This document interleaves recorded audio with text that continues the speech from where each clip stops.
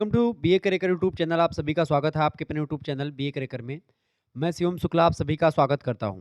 शिक्षा शास्त्र से बनने वाले बहुत ही महत्वपूर्ण ऑब्जेक्टिव प्रश्नों के बारे में आज की वीडियो के माध्यम से हम चर्चा करेंगे, जो कि बीए के सेकंड सेमेस्टर के छात्र छात्राओं के लिए बहुत ही महत्वपूर्ण होगा। अगर आप बीए में हैं, बीएससी में हैं, बीकॉम में हैं और माइनर पेपर भी आपका एजुकेशन है, तो आपको एक प्रकार से यही आपको पढ़ना है, चूँकि माइनर की परीक्षा भी आपकी बार ऑब्जेक्टिव होने वाली है। कुछ विश्वविद्यालयों में, जैसे सिद्धार्थ यूनिवर्सिटी में, राम मनोहर लोहिया में परीक्षा जो होगी ऑब्जेक्टिव होगी, ठीक है? जो है एजुकेशन की, तो उसके लिए भी बहुत महत्वपूर्ण है। बाकी ये दीनदयाल उपाध्याय गोरखपुर विश्वविद्यालय की बात की है, तो उसमें जो मेजर कोर्स हैं शिक्षा शास्त्र एजुकेशन का बीए सेकंड सेमेस्टर में, उसका जो पहला पेपर आपका है ईडीयू 104 वाला, ये इसका मॉडल पेपर है। बाकी ईडीयू 105 का भी जल्द ही मैं दे दूंगा। तो बीए सेकंड सेमेस्टर में शिक्षा शास्त्र में एक प्रकार से जो प्रश्न आपके पूछे जाएंगे वो यही प्रश्न होंगे। इन प्रश्नों के बारे में मैं चर्चा करूंगा। तो आज की वीडियो के माध्यम से लगभग हम 100 से अधिक ऑब्जेक्टिव प्रश्नों के बारे में चर्चा करेंगे, जो कि आपकी परीक्षा की दृष्टि से बहुत ही ज़्यादा महत्वपूर्ण है और ऐसे ही प्रश्न आपकी परीक्षा में आते रहेंगे। ये बात आप ध्यान रखिएगा। ओके, अब चलिए जानने का प्रयास करते हैं कौन कौन से प्रश्न आपकी परीक्षा में आने वाले हैं अब की बार। तो प्रश्न आपकी स्क्रीन पर आ चुका है। देखिए, पहला प्रश्न है, ऐसे ही लगभग 100 से अधिक ऑब्जेक्टिव प्रश्नों के बारे में हम चर्चा करेंगे, जो कि बहुत ही महत्वपूर्ण होंगे आपकी परीक्षा की दृष्टि से। आप किसी भी विश्वविद्यालय से संबंधित किसी भी कॉलेज में पढ़ रहे हैं, सिद्धार्थ यूनिवर्सिटी से हैं, या फिर आप मतलब जिसकी परीक्षा ऑब्जेक्टिव ऑब्जेक्टिव होगी उन सभी के लिए, राजा महेंद्र प्रताप सिंह स्टेट यूनिवर्सिटी के लिए ये लेक्चर बहुत ही महत्वपूर्ण होगा। ठीक है, चले। अच्छा, आपको बता दूं, अगर आपका पेपर हो जाएगा तो आप पेपर के बाद में हमारे पास 9161 61 ये मेरा व्हाट्सअप नंबर है। इस पर आप लोग पेपर अपना सेंड कर दीजिएगा। ठीक है, 9161 93 60 62 पर। क्लियर। देखिए, अगला प्रश्न है, बौद्धकालीन विश्वविद्यालयों का स्वरूप था। बौद्धकालीन विश्वविद्यालयों का स्वरूप कैसा था? तो बौद्धकालीन विश्वविद्यालयों का जो स्वरूप था वो एकात्मक हुआ करता था। कैसा था? एकात्मक स्वरूप का विश्वविद्यालय हुआ करता था बौद्ध काल में। ठीक है। अगला प्रश्न आप देखेंगे, नालंदा विश्वविद्यालय की स्थापना कब को हुई थी? बताएं। नालंदा विश्वविद्यालय की स्थापना कब की गई थी? नालंदा विश्वविद्यालय की स्थापना जो हुई थी किसने करी थी? कुमारगुप्त प्रथम ने करी थी। ठीक है, ये गुप्त शासक है कुमारगुप्त प्रथम, इनके द्वारा नालंदा यूनिवर्सिटी की स्थापना की गई थी। Option number A correct answer होगा इसका। अगला प्रश्न है, भिक्षु शिक्षा में प्रवेश हेतु संस्कार होता था। भिक्षु शिक्षा में प्रवेश हेतु मतलब जो बौद्ध काल में एक प्रकार से जो भिक्षु बनने के लिए लोग जाते थे, वो एक प्रकार से शिक्षा में प्रवेश हेतु एक प्रकार से भिक्षु बनते थे। तो उसके लिए एक प्रकार से कौन सा संस्कार उनमें होता है? तो पवज्जा संस्कार बोलते हैं बौद्ध धर्म में। पवज्जा संस्कार जो है एक प्रकार से भिक्षु शिक्षा में प्रवेश हेतु संस्कार होता था, पवज्जा। ऑप्शन नंबर सा करेक्ट आंसर होगा। उपनयन संस्कार का क्या अर्थ है? उपनयन संस्कार का मतलब होता है, उपनयन का मतलब क्या होता है? उपनयन उपनयन संस्कार का मतलब होता है गुरु के पास ले जाना, गुरु के समीप ले जाना। ठीक है। 16वां मतलब 16 संस्कार हैं हिंदू धर्म में, जिनमें से 10वां संस्कार जो है ये उपनयन संस्कार होता है, जनेऊ संस्कार जिसको बोलते हैं, जनेऊ। ठीक है, जनेऊ संस्कार उपनयन संस्कार का दूसरा नाम है, लेकिन अर्थ अगर पूछेगा उपनयन का, उपनयन का मतलब होता है गुरु के पास ले जाना, इसका अर्थ होगा गुरु के पास ले जाना, लेकिन जनेऊ संस्कार उपनयन संस्कार के अंतर्गत ही किया जाता है। ठीक है, उपनयन संस्कार एक बड़ा होता है और उसी के अंदर जनेऊ वाला जो पोर्शन होता है निपटाया जाता है। जनेऊ आप देखते हैं उसको बोलते हैं यज्ञोपवीत। यज्ञोपवीतम परमं पवित्रम प्रजापतेत सहजम पुरस्तात आयुष्यमग्रम प्रतिमुक्ष शुभ्रम यज्ञोपवीतम बलमस्तु तेजः। यज्ञोपवीत जो है एक प्रकार से ये होता है। क्लियर। यज्ञोपवीत लोग पहनते हैं, चूंकि यज्ञोपवीत पहनने से व्यक्ति पवित्र माना जाता है। अपवित्र पवित्रो व सर्वावस्थाम गतो अपि वा या स्मरित पुंडरीकाक्षम सा वाही अभ्यंतर शुचि। ठीक है, ये बात आप ध्यान रखेंगे। तो उपनयन संस्कार का क्या अर्थ होता है? गुरु के पास ले जाना। क्लियर। आगे देखेंगे, अगला प्रश्न है, वैदिक कालीन शिक्षा का प्रमुख केंद्र कौन सा था? विक्रमशिला, तक्षशिला, नालंदा या फिर जगदला? बताएं। वैदिक कालीन शिक्षा का जो प्रमुख केंद्र था वो हुआ करता था तक्षशिला। ऑप्शन नंबर इसका बा करेक्ट आंसर हो जाएगा। विक्रमशिला भी था, लेकिन तक्षशिला सबसे पहले। अगला प्रश्न है, प्राचीन भारतीय शिक्षा प्रणाली का जन्म किस काल में हुआ? फटाफट से आप बताएंगे। प्राचीन भारतीय शिक्षा प्रणाली का जन्म जो है वो किस काल में हुआ था? वैदिक काल में, या मध्यकाल में, बौद्ध काल में, या ब्रिटिश काल में? तो प्राचीन भारतीय शिक्षा प्रणाली का जो जन्म हुआ ये वैदिक काल में हुआ है। ऑप्शन नंबर इसका एक करेक्ट आंसर हो जाएगा। ये सब प्रश्न पिछली बार पूछे गए, आपकी बार भी आ सकते हैं, ध्यान रखेंगे। अगला प्रश्न है, प्राचीन भारत में शिक्षा का प्रमुख केंद्र तक्षशिला उस स्थान के निकट था जिसे आजकल कहते हैं, जिसको आजकल क्या कहते हैं भैया?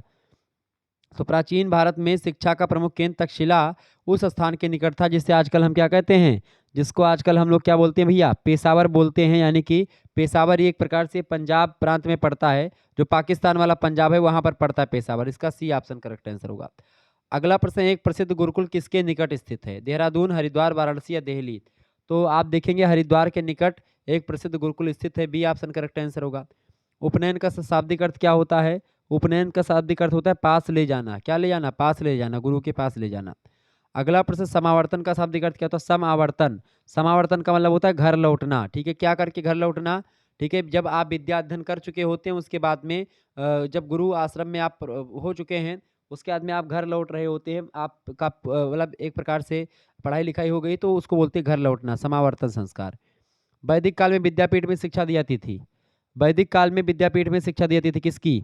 व्याकरण और तर्कशास्त्र की शिक्षा दी जाती थी। ओके, ये बात ध्यान रखिएगा, सी ऑप्शन इसका राइट आंसर हो जाएगा। क्लियर? आगे बढ़ते हैं और भी प्रश्नों को जानने का प्रयास करते हैं। बहुत ही इंपॉर्टेंट तरीके से आप लोग जान पा रहे हैं सारी चीज़ों को। ठीक है, एक बार वीडियो को लाइक और शेयर करते रहिएगा। ऐसे ही प्रश्न आपको लगातार मैं देता रहता हूँ। और शुक्ला स्टडी पॉइंट चैनल जो दूसरा चैनल है उस पर आपको तमाम प्रकार की वीडियोज़ मिल जाएंगी, तो आप उस चैनल को भी सब्सक्राइब कर लीजिएगा। और एक दूसरा चैनल मैंने बनाया है को करिकुलर मास्टर नाम से, तो उस चैनल को भी आप सब्सक्राइब कर लीजिएगा, क्योंकि वो भी आपकी परीक्षा की दृष्टि से बहुत ही ज़्यादा महत्वपूर्ण है। ठीक है, ओके, चलिए आगे बढ़ते और भी प्रश्नों को जानने का प्रयास करते हैं। बताएं, नवोदय विद्यालय की अनुशंसा, ये अगला प्रश्न आ चुका है आपकी स्क्रीन पर। नवोदय विद्यालय को लेकर के प्रश्न है, देखें। नवोदय विद्यालय की अनुशंसा किस आयोग नीति में की गई? बताएं, नवोदय विद्यालय की अनुशंसा किस आयोग या नीति के अंतर्गत की गई थी? फटाफट से आप लोग बताने का प्रयास करेंगे। नवोदय विद्यालय के बारे में आपसे पूछा जा रहा है, बताएंगे करेक्ट आंसर क्या हो जाएगा इसका। बहुत ही महत्वपूर्ण प्रश्न है आपकी परीक्षा की दृष्टि से, ऐसे ही प्रश्न आपकी परीक्षा में आएंगे। नवोदय विद्यालय की अनुशंसा जो है ये राष्ट्रीय शिक्षा नीति 1986 के जो है द्वारा की गई थी। इसका सी ऑप्शन राइट आंसर होगा। अगला प्रश्न है, भाषा के संबंध में कोठारी आयोग द्वारा सिफारिश कब की गई थी? मतलब सिफारिश की जो नीति थी वो किस तरीके की नीति थी? भाषा के संबंध में कोठारी आयोग द्वारा जो सिफारिश की गई थी वो एक प्रकार से वो नीति थी त्रिभाषा सूत्री नीति, त्रिभाषा सूत्र। ठीक है, 1964 में एक प्रकार से कोठारी आयोग एक प्रकार से आया था, ये बात भी ध्यान रखिएगा। ओके, आगे देखेंगे अगला प्रश्न, इग्नू की स्थापना कब की गई थी? इग्नू का फुल फॉर्म होता है Indira Gandhi national open university, ये इग्नू का फुल फॉर्म होता है। इग्नू की स्थापना हुई थी सितंबर 1985 में। Option number A correct answer हो जाएगा, ध्यान रखिएगा, बहुत महत्वपूर्ण प्रश्न है। अगला प्रश्न आपसे बन सकता है, राष्ट्रीय शिक्षा नीति 1986 के निर्माण में कुल कितने कार्यबल गठित किए गए थे? बताएं, राष्ट्रीय शिक्षा नीति 1986 के निर्माण में कुल कितने कार्यबल गठित किए गए थे भैया? तो कुल मिलाकर के 12 कार्यबल गठित किए गए थे। इसका सी ऑप्शन करेक्ट आंसर हो जाएगा। 2023 में प्रश्न पूछा गया है। ये सब ऐसे प्रश्न जो कि 2022-23 में पूछे गए हैं। भारत में मिड डे मील योजना को कब शुरू किया गया? भारत में मिड डे मील योजना जो शुरू की गई है ये 1995 में शुरू की गई है, ध्यान रखिएगा। ये सभी विश्वविद्यालय के लिए बहुत महत्वपूर्ण है लेक्चर। ओके, ये 2023 और 22 दोनों में प्रश्न आया हुआ है। अगला प्रश्न है, भारत में माध्यमिक शिक्षा की स्थापना की संस्तुति की गई किसके द्वारा? तो ये की गई थी मुदालियर आयोग के द्वारा। मुदालियर आयोग इसका नाम क्यों पड़ा? चूंकि मुदालियर का पूरा नाम था डॉक्टर लक्ष्मण स्वामी मुदालियर, ये इसके अध्यक्ष थे। माध्यमिक शिक्षा की जो स्थापना हुई है भारत में माध्यमिक शिक्षा की, उसकी स्थापना मुदालियर आयोग ने करी है। मुदालियर आयोग के अध्यक्ष थे डॉक्टर लक्ष्मण स्वामी मुदालियर, इसीलिए इसको मुदालियर आयोग कहा जाता है। 23 सितंबर 1952 को एक प्रकार से ये आयोग एक प्रकार से आता है। क्लियर, ये बात ध्यान रखिएगा, संस्तुति अपनी प्रस्तुत करता है। क्लियर, आगे देखेंगे। अगला प्रश्न, निम्नलिखित में से कौन सा एक केंद्रीय विश्वविद्यालय है? लेकिन लखनऊ विश्वविद्यालय की स्टेट यूनिवर्सिटी है। गोरखपुर विश्वविद्यालय डीडीयू, ये भी एक स्टेट यूनिवर्सिटी है और डीडीयू के लिए लेक्चर बहुत ही महत्वपूर्ण होगा। इसके अलावा सिद्धार्थ यूनिवर्सिटी के लिए भी बहुत महत्वपूर्ण ये लेक्चर है। सिद्धार्थ यूनिवर्सिटी भी एक प्रकार से स्टेट यूनिवर्सिटी है। जबकि बनारस हिंदू यूनिवर्सिटी की अगर बात की, बीएचयू जो है एक प्रकार से बनारस में स्थित है और ये एक प्रकार से काशी हिंदू विश्वविद्यालय या बनारस हिंदू यूनिवर्सिटी दोनों मतलब एक ही होता है।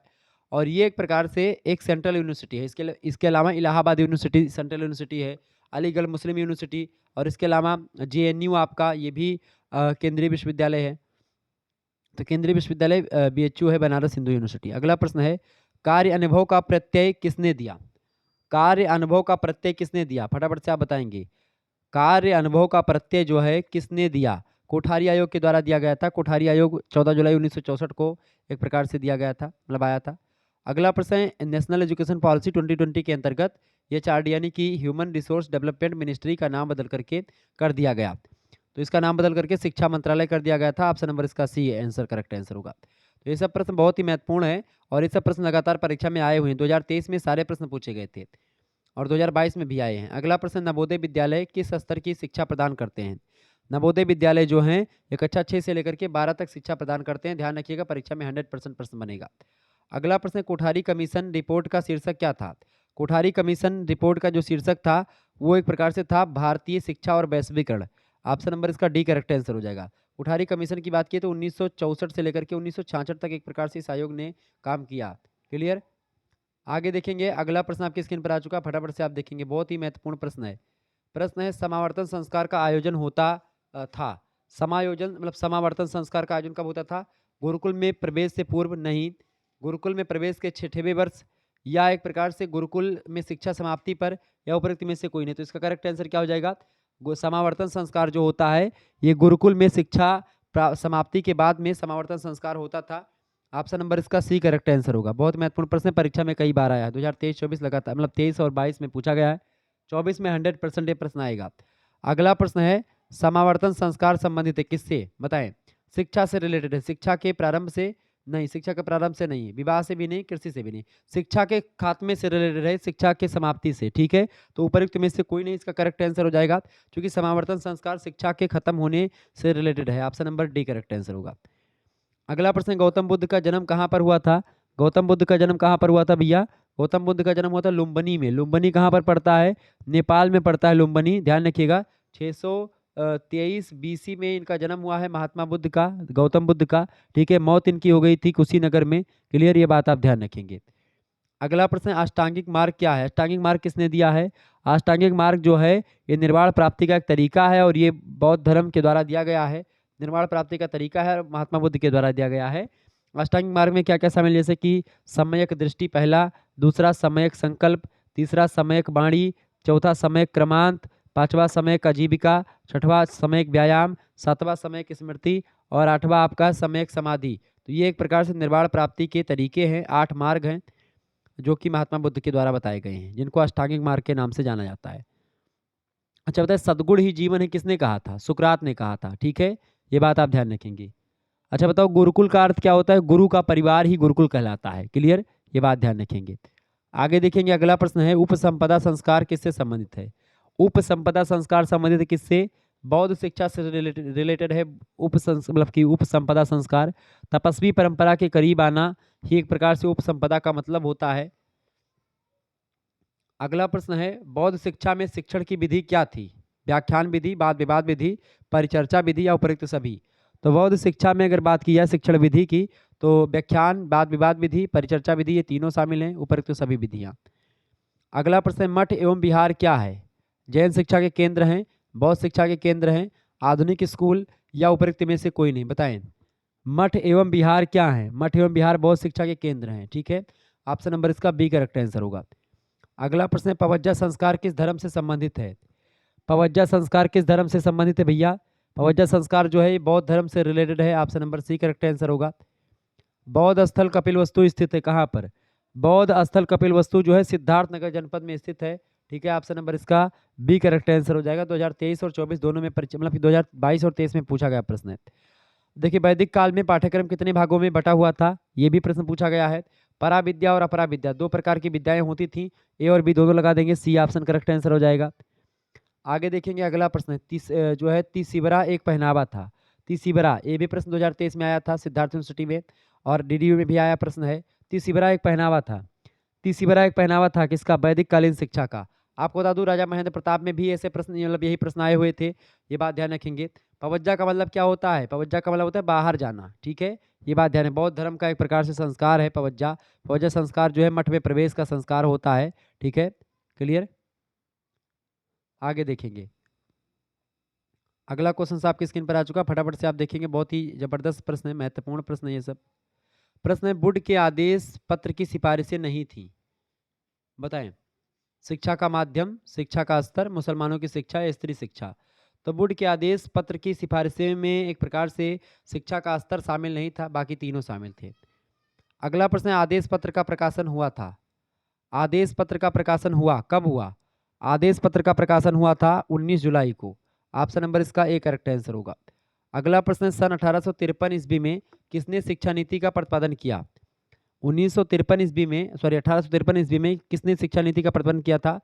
तो ये किया था चार्ल्स वुड ने। ठीक है, ऑप्शन नंबर इसका ए करेक्ट आंसर हो जाएगा। आगे देखेंगे, अगला प्रश्न है भारतीय विश्वविद्यालय आयोग। भारतीय विश्वविद्यालय आयोग की स्थापना कब हुई थी? 1902 ईस्वी में हुई थी। बहुत ही इंपॉर्टेंट प्रश्न है, परीक्षा में कई बार प्रश्न आया हुआ है। अगला क्वेश्चन आप देखेंगे, भारतीय विश्वविद्यालय आयोग द्वारा मैट्रिकुलेशन की न्यूनतम आयु कितनी निर्धारित की गई? भारतीय विश्वविद्यालय आयोग के द्वारा मैट्रिकुलेशन की न्यूनतम आयु कितनी निर्धारित की गई? 16 वर्ष, बिल्कुल करेक्ट आंसर होगा बी ऑप्शन। आगे देखेंगे, अगला प्रश्न है 1905 से लेकर के 1912 ईस्वी तक प्राथमिक महाविद्यालयों का अनुदान लगभग 40 लाख से बढ़कर के कितना हो गया? 40 लाख से बढ़कर के लगभग 75 लाख के आसपास हो गया। सी ऑप्शन इसका राइट आंसर होगा।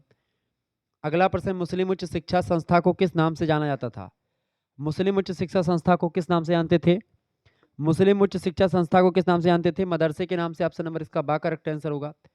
अगला क्वेश्चन आप देखेंगे, मकतब और मदरसा शिक्षा के केंद्र थे। मकतब और मदरसा जो है शिक्षा के केंद्र थे मुस्लिम युग के, बिल्कुल करेक्ट आंसर हो जाएगा डी ऑप्शन। बिस्मिल्लाह क्या है? बहुत ही महत्वपूर्ण प्रश्न है, परीक्षा में 100% आएगा। बिस्मिल्लाह क्या है? बिस्मिल्लाह शिक्षा प्रारंभ करने की एक रस्म है। ऑप्शन नंबर इसका सी करेक्ट आंसर होगा। अगला प्रश्न, सुहारते आम की स्थापना किसने की थी? सुहारते आम की स्थापना बाबर के द्वारा करी गई थी। ऑप्शन नंबर इसका बा करेक्ट आंसर होगा, परीक्षा में प्रश्न आ सकता है।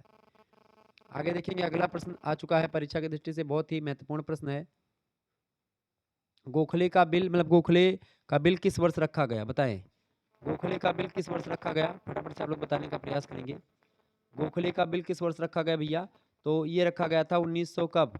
1900 एक प्रकार से 12 में। ठीक है, 1912 में गोखले का बिल रखा गया था 17 मार्च को। ऑप्शन नंबर इसका सा करेक्ट आंसर होगा।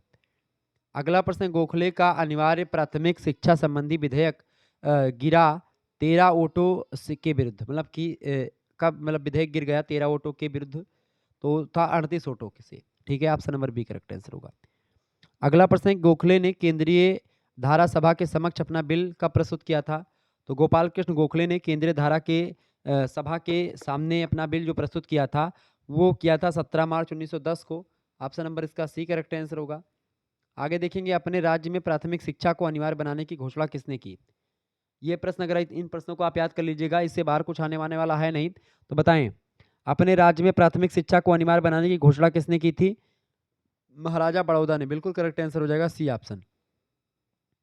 अगला प्रश्न, गोखले ने किस शिक्षा पर प्रस्ताव पारित तैयार किया था? गोखले ने किस शिक्षा पर प्रस्ताव तैयार किया था? तो प्राथमिक शिक्षा पर उन्होंने प्रस्ताव तैयार किया था। ए ऑप्शन इसका करेक्ट आंसर होगा। आगे देखेंगे, अगला प्रश्न है, गोखले बिल का विरोध किया। गोखले बिल का विरोध किसने किया था? तो गोखले बिल का विरोध किया था हारकोर्ट बटलर ने। बी ऑप्शन राइट आंसर होगा इसका। लॉर्ड कर्जन ने भारतीय विश्वविद्यालय कमीशन की नियुक्ति कब की थी? लॉर्ड कर्जन ने भारतीय विश्वविद्यालय कमीशन की जो नियुक्ति करी थी वो 17 जुलाई 1902 को करी थी। इसका सी ऑप्शन राइट आंसर होगा। अगला प्रश्न, सम्राट जॉर्ज पंचम भारत आए थे, कब आए थे? सम्राट जॉर्ज पंचम जो भारत आए थे ये 12 दिसंबर 1911 ईस्वी को भारत में आए थे। क्लियर, ये बात आप ध्यान रखेंगे। महारानी मैरी के साथ ये भारत में आए थे। 22 जून को एक प्रकार से भारत में आते हैं, उसके बाद में 12 दिसंबर 1911 को एक प्रकार से दिल्ली में पहुंचते हैं। क्लियर, ध्यान रखिएगा इस बात को। आगे देखें, कलकत्ता विश्वविद्यालय आयोग के अध्यक्ष कौन थे? कलकत्ता विश्वविद्यालय आयोग के अध्यक्ष की अगर बात की है तो डॉक्टर माइकल सैडलर जो हैं ये कलकत्ता विश्वविद्यालय आयोग के अध्यक्ष थे। Option number A correct answer का, बहुत महत्वपूर्ण प्रश्न है ये। अगला प्रश्न, कलकत्ता विश्वविद्यालय आयोग की नियुक्ति कब हुई थी? कलकत्ता विश्वविद्यालय आयोग की जो नियुक्ति हुई थी ये एक प्रकार से इसके अध्यक्ष थे सैडलर, और इसकी जो नियुक्ति हुई 14 सितंबर 1917 को हुई थी। इसका ए ऑप्शन राइट आंसर हो जाएगा। ओके, आगे देखेंगे, सैंडलर आयोग की रिपोर्ट प्रकाशित की गई थी। सैंडलर आयोग की रिपोर्ट कब प्रकाशित की गई थी? 13 भागों में, मतलब कि कितने, मतलब कितने प्रकाशित हुई थी, कितने भागों में? 13 भागों में प्रकाशित हुई थी।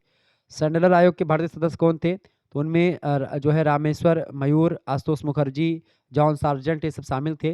ये बात आप ध्यान रखेंगे। आगे देखिएगा, अगला प्रश्न आपकी स्क्रीन पर आ चुका है, फटाफट से आप देखेंगे। मुस्लिम काल में प्राथमिक शिक्षा के केंद्र को क्या कहते थे? बढ़िया प्रश्न है। मुस्लिम काल की अगर बात की जाए, बताएं, मुस्लिम काल में प्राथमिक शिक्षा के केंद्र को क्या कहते थे भैया? तो मुस्लिम काल में प्राथमिक शिक्षा के केंद्र को मकतब बोलते थे। क्या बोलते थे? मकतब। ऑप्शन नंबर इसका बी करेक्ट आंसर हो जाएगा। ये बढ़िया प्रश्न है, परीक्षा में पूछा गया प्रश्न है। बिस्मिल्लाह रस्म की जाती थी, ये भी प्रश्न कई बार आया हुआ है। बिस्मिल्लाह रस्म 2022-23 में दोनों में पूछा गया है। बिस्मिल्लाह रस्म मुसलमानों से रिलेटेड होती है और ये 4 वर्ष 4 माह और 4 दिन में की जाती है। ऑप्शन नंबर इसका बा करेक्ट आंसर होगा। अगला क्वेश्चन है, सिराजे हिंद के नाम से मशहूर उत्तर प्रदेश का कौन सा जिला एक प्रकार से था? सिराजे हिंद कहते हैं जबलपुर को, कहते थे पहले सिराजे हिंद, किस जिले को? जबलपुर को सिराजे हिंद बोलते थे। ऑप्शन नंबर इसका बा करेक्ट आंसर होगा। 2022 और 23 में प्रश्न आया हुआ था, आपकी बार भी आएगा। अगला प्रश्न है, कोलकाता मदरसा की स्थापना में योगदान था। कोलकाता मदरसा की स्थापना में योगदान किसका था? वारेन हेस्टिंग्स का योगदान बहुत ज़्यादा था। बी ऑप्शन करेक्ट आंसर हो जाएगा इसका, वारेन हेस्टिंग्स। कोलकाता मदरसा की स्थापना 1780 में हुई थी, ये बात भी आप ध्यान रखेंगे। आगे देखेंगे, अगला प्रश्न आपकी स्क्रीन पर आ चुका है। पवज्जा का शाब्दिक अर्थ क्या है? पवज्जा, पवज्जा का मतलब क्या होता है? बाहर ले जाना। पवज्जा का मतलब क्या होता है? बाहर ले जाना। ऑप्शन नंबर इसका ए करेक्ट आंसर होगा। अगला प्रश्न है, काबिल उपाधि उस छात्र को प्रदान की जाती थी जो असाधारण ज्ञान रखते थे। किस क्षेत्र का? साहित्य का, धर्मशास्त्र का, दर्शन का या कानून का? तो काबिल काबिल उपाधि उन छात्रों को दी जाती थी जो एक प्रकार से साहित्य का बढ़िया अध्ययन करते थे या साहित्य की जानकारी खूब रखते थे। ऑप्शन नंबर इसका ए करेक्ट आंसर होगा। अगला प्रश्न, ज्ञान निजात, यानी कि निजात माने होता है मोक्ष। ज्ञान निजात जो है ये उर्दू का शब्द है, तो ज्ञान जो है वो मोक्ष यानी निजात का साधन है। किसने कहा? तो ज्ञान निजात या मोक्ष का साधन है, इसको कहा था FEKE ने। किसने कहा था? FEKE। ऑप्शन नंबर इसका ए में दिया, करेक्ट आंसर हो जाएगा FEKE। अगला प्रश्न, मुगल काल में शिक्षा के क्षेत्र में सबसे अधिक प्रगति किस सम्राट के समय में हुई थी? बताएं, मुगल काल में शिक्षा के क्षेत्र में सबसे अधिक जो प्रगति हुई है ये हुई है अकबर के शासनकाल में। अकबर का समय कब से कब तक रहा है? 1556 से लेकर के जो है 1605 ईस्वी तक एक प्रकार से इनका समय रहा है। क्लियर? इसका बी ऑप्शन करेक्ट आंसर होगा। आगे देखेंगे, अगला क्वेश्चन आपकी स्क्रीन पर आ चुका है, फटाफट से आप देखेंगे, बहुत ही महत्वपूर्ण प्रश्न है। प्रश्न है, भारत में आधुनिक विश्वविद्यालयों की नींव किसके द्वारा पड़ी? बताएं, भारत में आधुनिक विश्वविद्यालयों की नींव जो पड़ी है वो किसके द्वारा पड़ी, मतलब किसके द्वारा पड़ी है? तो ये वुड डिस्पैच के द्वारा पड़ी है। वुड डिस्पैच की अगर बात की जाए 1854 में एक प्रकार से ये वुड डिस्पैच आता है। वुड्स एक प्रकार से इसके अध्यक्ष होते हैं। भारत में अंग्रेजी शिक्षा का मैग्ना कार्टा भी इसको कहा जाता है। ठीक है, ये बात ध्यान रखेंगे। आगे देखेंगे, अगला क्वेश्चन आपके स्क्रीन पर आ चुका है। अच्छा, हंटर कमीशन की संस्तुति जो है कब की गई है, ये भी प्रश्न आपसे बन सकता है। तो 1882 में। ठीक है, हंटर कमीशन। अगला क्वेश्चन है, भारत में शिक्षा का मतलब भारत में शिक्षा का महाधिकार पत्र कहा जाता है किसको? भारत में शिक्षा का महाधिकार पत्र या भारत में अंग्रेजी शिक्षा का मैग्ना कार्टा या महाधिकार पत्र, बात एक ही है। 2022 और 23 में दोनों में प्रश्न पूछा गया है। वुड्स डिस्पैच को ही कहा जाता है। डी ऑप्शन करेक्ट आंसर होगा इसका। अगला प्रश्न, निम्नलिखित में से कौन से सुझाव वुड्स डिस्पैच द्वारा नहीं दिए गए हैं? इनमें से बताएं। देखें, क्रमबद्ध संस्थाओं की स्थापना, सहायता अनुदान प्रणाली और शिक्षा विभागों की स्थापना, ये वुड्स डिस्पैच के द्वारा दिए गए हैं, जबकि माध्यमिक शिक्षा में ए और बी पाठ्यक्रम ये नहीं दिया गया है। तो सही option B option correct answer होगा। हंटर कमीशन ने प्राथमिक शिक्षा को सौंपने का सुझाव दिया ग्राम पंचायतों को, स्थानीय निकायों को या विश्वविद्यालयों को या मिडिल स्कूलों को? तो हंटर कमीशन ने प्राथमिक शिक्षा को सौंपने का सुझाव स्थानीय निकायों को दिया। Option number B correct answer होगा। बहुत महत्वपूर्ण प्रश्न है, पिछली बार पूछा गया था। अगला प्रश्न, शिक्षा सम्मेलन, शिमला शिक्षा सम्मेलन का आयोजन किया गया 1901 में किया गया था। 2 सितंबर को, 2 सितंबर 1901। बी ऑप्शन करेक्ट आंसर होगा। ये भी प्रश्न कई बार आया हुआ है। ये सब ऐसे प्रश्न जो कि रिपीटेड हैं, कई बार परीक्षा में पूछे जा चुके हैं। भारतीय विश्वविद्यालय आयोग की नियुक्ति, भारतीय विश्वविद्यालय आयोग की नियुक्ति हुई थी, कब हुई थी? 1902 में हुई थी भारतीय विश्वविद्यालय आयोग की नियुक्ति। ठीक है, इसके अध्यक्ष थे थॉमस रेले और लॉर्ड कर्जन के समय में एक प्रकार से इस विश्वविद्यालय आयोग की स्थापना हुई थी, भारतीय विश्वविद्यालय आयोग। अगला प्रश्न, भारतीय विश्वविद्यालय अधिनियम पास हुआ था, कब पास हुआ था? बताएं, भारतीय विश्वविद्यालय अधिनियम पास हुआ था। भारतीय विश्वविद्यालय अधिनियम जो पास हुआ था ये 1904 में पास हुआ था। कब पास हुआ था? 1904 में पास हुआ था। इसका डी ऑप्शन करेक्ट आंसर हो जाएगा। बहुत ही महत्वपूर्ण प्रश्न है। हंटर आयोग में कितने सदस्य मतलब थे? हंटर आयोग में एक प्रकार से 20 सदस्य थे, ओके, जिनमें से 7 सदस्य भारतीय थे। ऑप्शन नंबर इसका बी करेक्ट आंसर होगा। हंटर आयोग में भारतीय सदस्यों की संख्या कितनी थी? 7। ये भी प्रश्न पूछा गया था 2022 और 23 दोनों में आया है सब प्रश्न। शिमला सम्मेलन में कितने प्रस्ताव पारित हुए थे? शिमला सम्मेलन में जो प्रस्ताव पारित हुए थे वो 150 पारित हुए थे। ऑप्शन नंबर इसका सी करेक्ट आंसर होगा, 150 प्रस्ताव।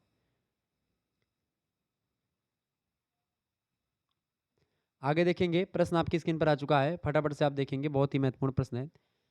प्रश्न है, राष्ट्रीय ज्ञान आयोग का मुख्यालय कहाँ पर है, बताएं। राष्ट्रीय ज्ञान आयोग का मुख्यालय कहाँ पर है भाई? तो राष्ट्रीय ज्ञान आयोग का जो मुख्यालय है, ये नई दिल्ली में है, या मुंबई में है, या कोलकाता में है, फिर इनमें से कोई नहीं। तो ये भाई नई दिल्ली में है, और नई दिल्ली के चाणक्यपुरी में राष्ट्रीय ज्ञान आयोग का मुख्यालय है। इसकी स्थापना 2005 में हुई थी, ये बात भी ध्यान रखेंगे। अगला प्रश्न, प्रधानमंत्री ने अपने उद्घाटन भाषण में देश के लिए किस शक्ति को अधिक महत्वपूर्ण माना है? तो प्रधानमंत्री ने अपने उद्घाटन भाषण में जो है मस्तिष्क शक्ति को एक प्रकार से ज़्यादा इंपॉर्टेंस दी है। ऑप्शन नंबर इसका सी करेक्ट आंसर हो जाएगा। आगे देखेंगे अगला प्रश्न, निम्न में से कौन सा आयोग राष्ट्रीय ज्ञान आयोग को सहयोग करता है? योजना आयोग, बिल्कुल योजना आयोग ही राष्ट्रीय मतलब कि राष्ट्रीय ज्ञान आयोग को एक प्रकार से सहयोग करता है। कौन? योजना आयोग। ए ऑप्शन इसका करेक्ट आंसर होगा। अगला प्रश्न, राष्ट्रीय शिक्षा नीति 2020 के प्रारंभिक स्तर में कितने तक की पढ़ाई शामिल है, बताएं। राष्ट्रीय शिक्षा नीति 2020 के प्रारंभिक स्तर में आप देखेंगे कक्षा 3 से लेकर के 5 तक की पढ़ाई शामिल है। ठीक है, कक्षा 3 से लेकर के 5 तक। सी ऑप्शन इसका राइट आंसर हो जाएगा। अगला प्रश्न है, राष्ट्रीय शिक्षा नीति 2020 में सीखने के लिए किस पर मूल्यांकन दिया गया है? तो राष्ट्रीय शिक्षा नीति 2020 में सीखने के लिए जो है खास करके सतत और रचनात्मक दोनों मूल्यांकन पर जोर दिया गया है। सतत और रचनात्मक, ठीक है, सस्टेनेबल एंड क्रिएटिव। नेक्स्ट प्रश्न है, मध्य स्तर में कितनी आयु के बच्चों को शामिल किया गया है, बताएं। मध्य स्तर में कितनी आयु के बच्चों को शामिल किया गया है?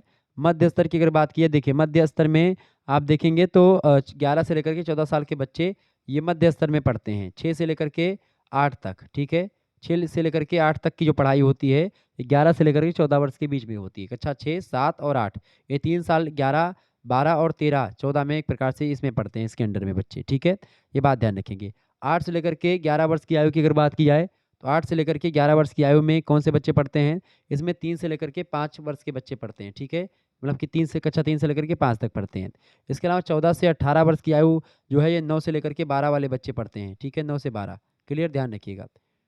राष्ट्रीय शिक्षा नीति 2020 में विद्यालयी शिक्षा की संरचना, तो इसकी शिक्षा की संरचना है 5+3+3। देखिए 5 मतलब होता है ये पूर्व प्राथमिक शिक्षा, जिसमें कक्षा मतलब आपका नर्सरी हो गया, यूकेजी हो गया और एलकेजी हो गया। नर्सरी, यूकेजी और एलकेजी, ये 3 ये हो गए। कक्षा 1, कक्षा 2 ये एक प्रकार से 5 साल, ये 5 है। 3 का मतलब ये हो गया आपका हो गया, देखिए 3 का मतलब क्या होगा, 3, 4 और 5 है, 3, 4 पर कक्षा 3, कक्षा 4, कक्षा 5, ये 3 हो गया।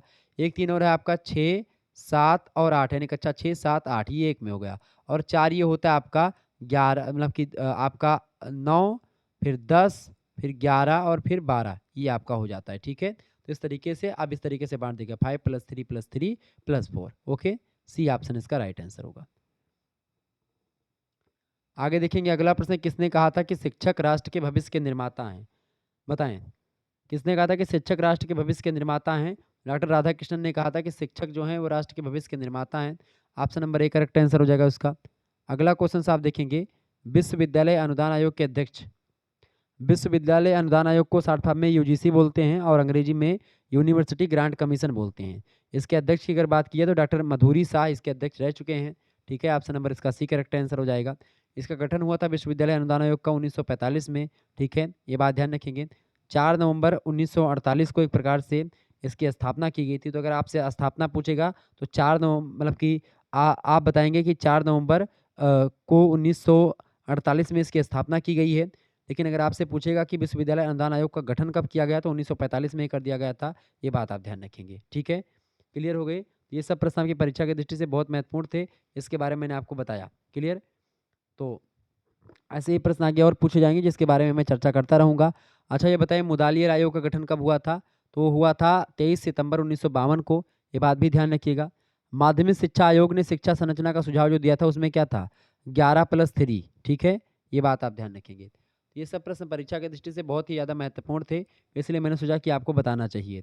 तो इस तरीके से इन प्रश्नों को आप लोगों ने पढ़ा, और ये प्रश्न आपको कैसे लगे कमेंट सेक्शन में जरूर बताइएगा।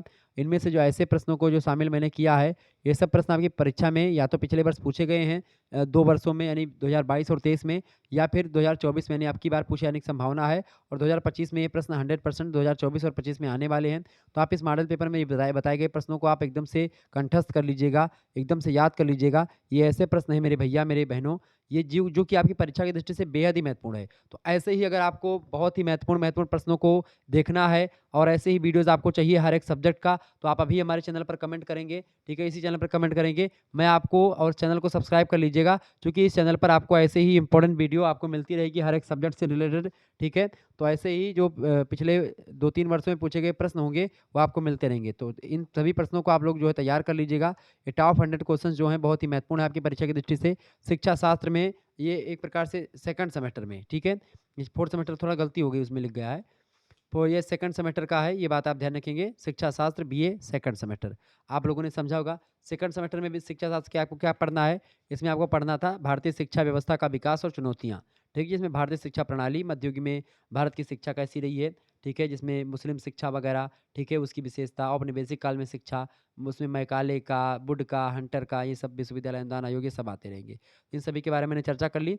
बाकी जो है इसका जो अगला आपका सेशन आएगा, उसमें हम जो है अगला जो वीडियो आएगा वो ईडीयू 105 का एक प्रकार से मैं पेपर डिस्कस करूँगा, ठीक है? तो इसके लिए आप तैयार हो जाइएगा। जल्द ही 1-2 दिनों में उसकी भी वीडियोज़ आपके समक्ष हो जाएगी। धन्यवाद, मिलते हैं फिर नेक्स्ट वीडियो में, तब तक के लिए जय हिंद, जय भारत। आप सभी का बहुत-बहुत धन्यवाद हमारे से जुड़ने के लिए। इसी प्रकार से अपना प्यार हमेशा बनाए रखेंगे। ओके, बहुत-बहुत धन्यवाद आप सभी का। बहुत-बहुत धन्यवाद। वीडियो को लाइक और चैनल को सब्सक्राइब कर दीजिएगा।